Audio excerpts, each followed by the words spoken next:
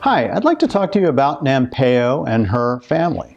She's one of the very most important Pueblo potters from Hopi. In fact, we have a few examples of Nampeyo's work. This is a piece as well as this is a piece. Nampeyo was born in 1856 and died in 1942.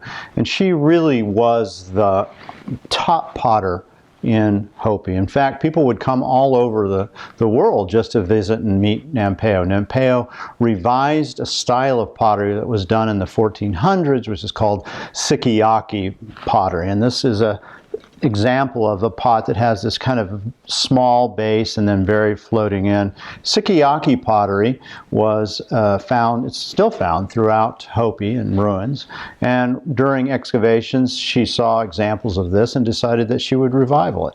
And she was a very good and gifted potter, not only as a painter but also as making the pots. And she could make these very fine flat pots as well as beautiful designs that would involve things like migration patterns. This would be a migration pattern. This is done by her granddaughter.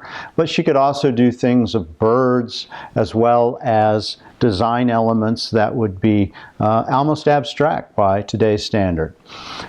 Now, Nampeyo had two gifted daughters too, Annie Healing, who was born in 1903, and then her daughter also was Fannie Nampeyo, this is a Fannie Nampeyo. And Fannie worked with Nampeyo when her vision started to go, as did Annie. And Annie died when she got older. Her vision started to go as well, and her daughter started to help her, which was Rachel Nampeyo. And the famed potter Dextra Nampeyo is Rachel Nampeyo's daughter. So she's the granddaughter of Nampeyo. In fact, the son of Dextra Nampeyo, which is this piece, is Dan Namingha. Dan Namingha behind us is a very famous painter and sculptor as well. The pots here are Fannie Nampeyo. This is an Elva Nampeyo, which was the daughter of Fannie. She died in 1985, and actually Fannie outlived her by a few years in 1987. The pottery of the Nampeyo family is very collectible. It has a unique design element, and if you can find this material, it's very collectible. For most of Nampeyo's work, they were not signed. And at this time, signing really wasn't something that was done.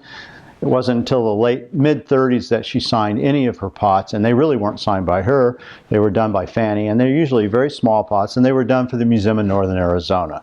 They had a show, Hopi Pottery Craftsmen, and they had to have pieces signed. So there are a few that are signed by Nampeyo. They're usually worked with by Fannie and Old Lady Nampeyo. And they're valuable, but really the earlier pots, something like this, would be much more valuable than the smaller signed pieces that were just from a small period of time. We have lots of these on our web, and you can find them at medicinemangallery.com.